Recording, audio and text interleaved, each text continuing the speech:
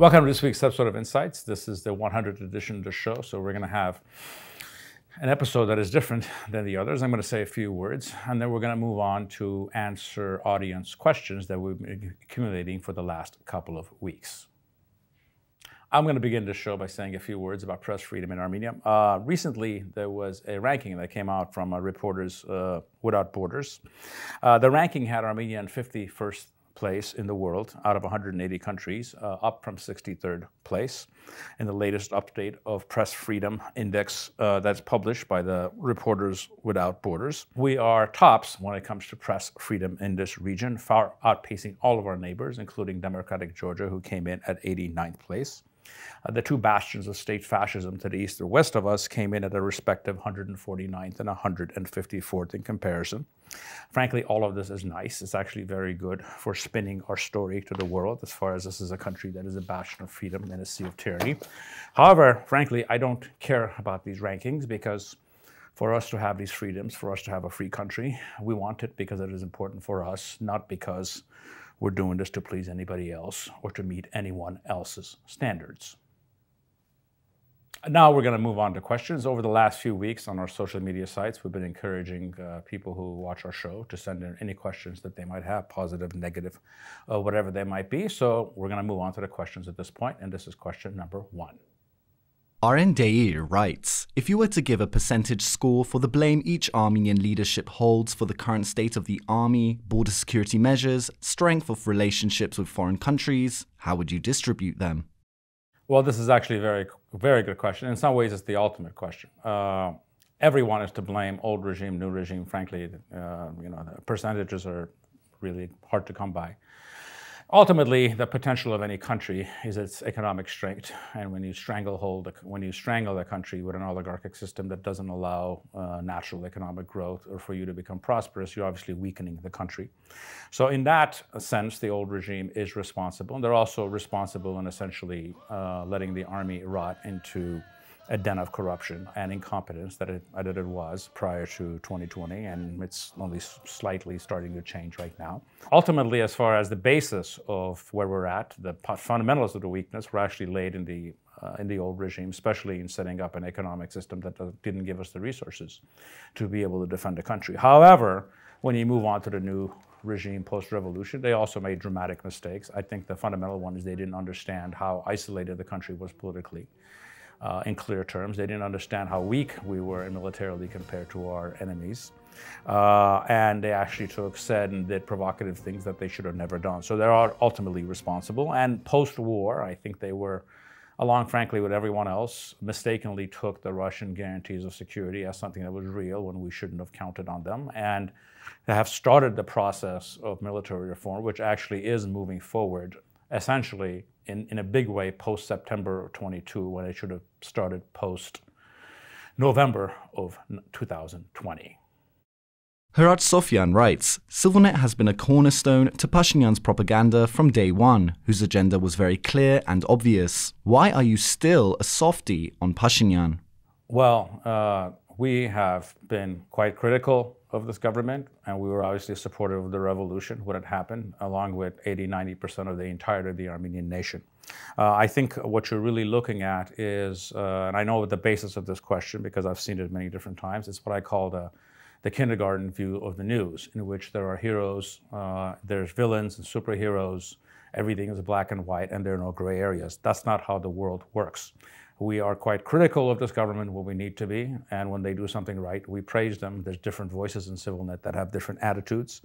So I think if you're looking for that kindergarten version of the news, there's actually better sites to go to than CIVILNET, because we're never going to do that, and we're going to cover the complexity of every issue. RD Kilimanjaro writes, Eric mentioned a number of times Azerbaijan will no longer be an energy exporter by 2030. I'm wondering what this comment is based on and why Azerbaijan is being considered by Europe as a renewable energy hub.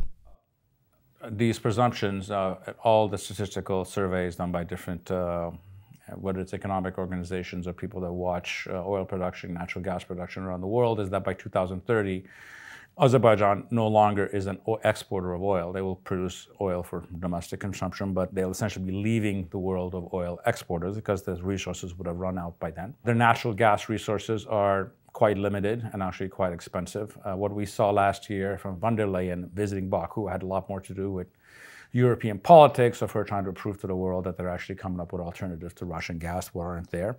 I think this renewable stuff is just complete nonsense because there's absolutely no point in producing renewables in Azerbaijan and shipping it to Western Europe when you have the same similar opportunities in solar and wind all over Europe. So I think there's a lot of talk that really doesn't mean anything. Rich Hike 0709 writes, what should the opposition do to achieve their goals? And would it be better than this government, who most of the time looks so incompetent that they get called traitors? Or should we still give them some more time, if we still have time? Whether we give this government time or not is really up to the voters and the people of Armenia. I'm not the judge of that. What the opposition needs to do is, frankly, is to make the case about how they would actually lead the country differently rather than yelling traitor 75 times a day. Obviously, what you need to do is you need to say what you're about, how you would do things differently, and how you would go about it. Fundamentally, in order to do that, they have to do a few things. One is to say that they're not going to change the positive changes that have come out of the revolution, which is the de-oligarchization of the economy, the opening up economic space for more people, the democratization of the country, or the pivot west. Once you do those things, then you have the room to come in and criticize this government and be credible about it. But ultimately, they need to present a very viable alternative vision. Minus that, they're frankly not going to come to power.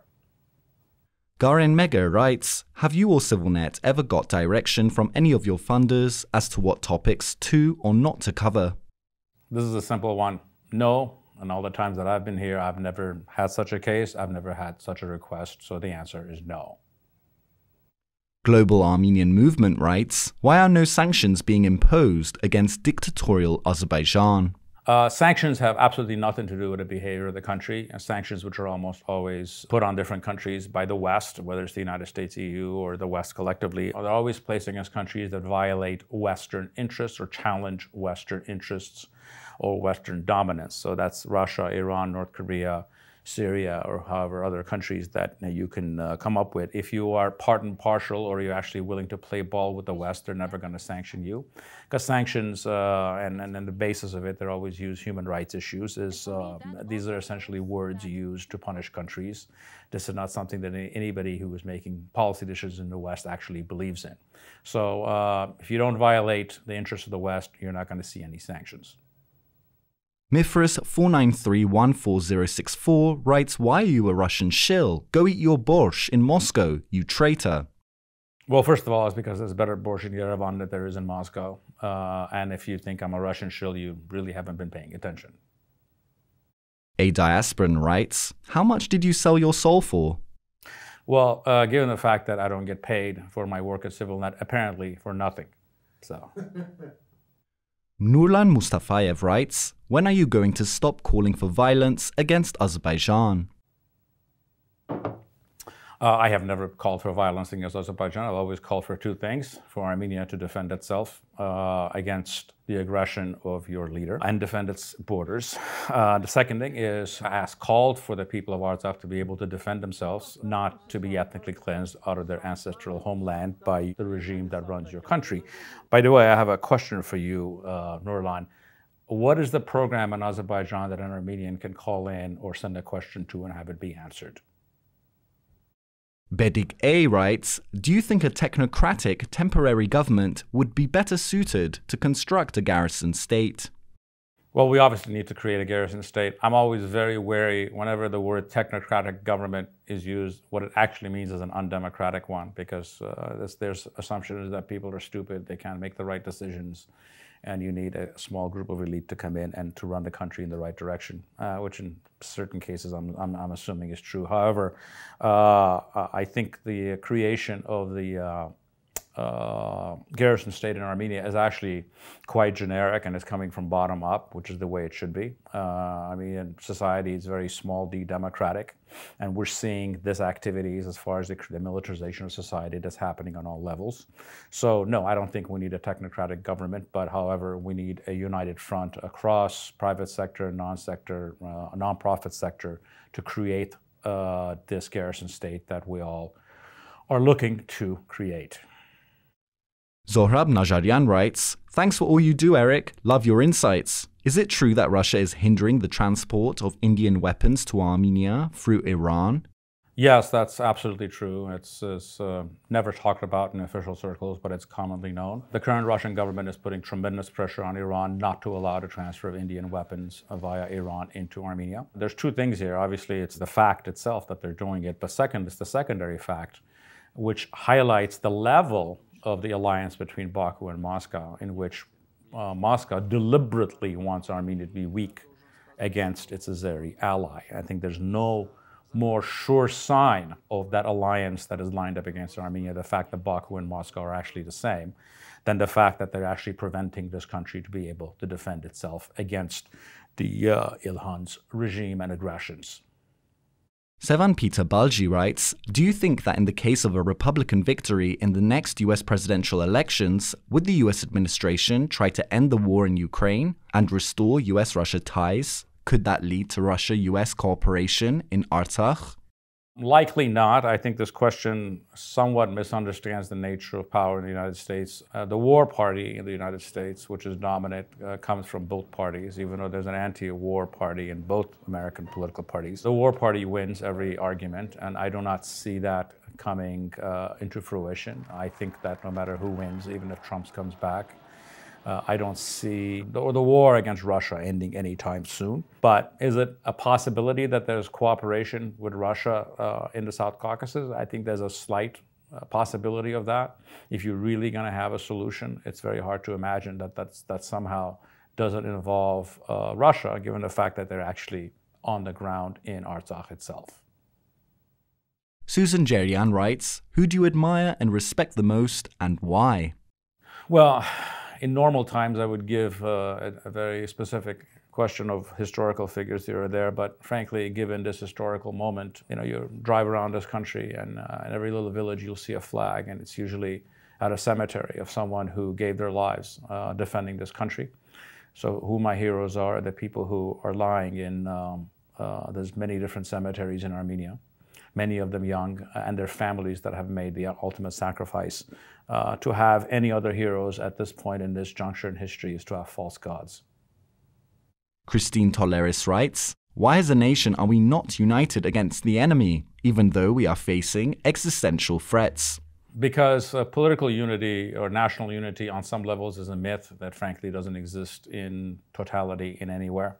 This notion that the country is going to agree on some motion, that's never been true, frankly, anywhere in the world at any time.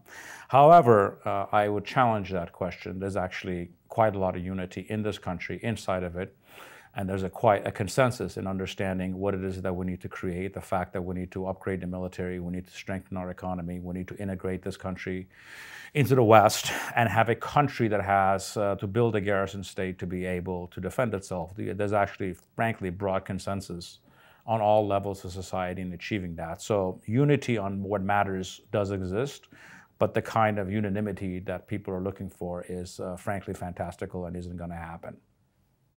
Based High writes, "How do you sleep at night?" Well, since given the fact that I work 20-hour days, I hardly sleep at night, so I'm sure that should make you happy.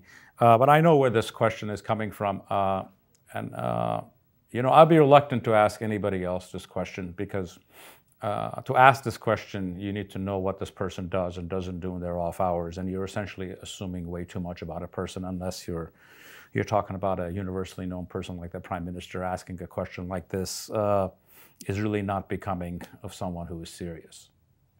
I wanted to thank all of you for all the comments and questions that you sent. Some of them, as you noticed, are of high quality. Some of them weren't, but that's the nature of opening things up to the public. Please continue being active, hopefully listening to our program and commenting with your comments and questions, whatever they might be. In close and in conclusion, how do we see our mandate and our mission and our task on this show? Actually, quite simply.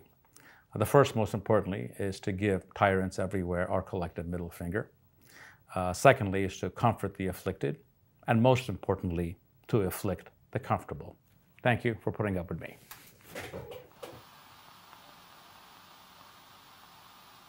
Love has never been a popular movement, and no one's ever wanted really to be free. The world is held together, really it is held together, by the love and the passion of very few people. Otherwise, of course, you can despair. Walk down the street of any city, any afternoon, and look around you. What you got to remember is what you're looking at is also you. Everyone you're looking at is also you. You could be that person. You could be that monster. You could be that cop. And you have to decide in yourself not to be.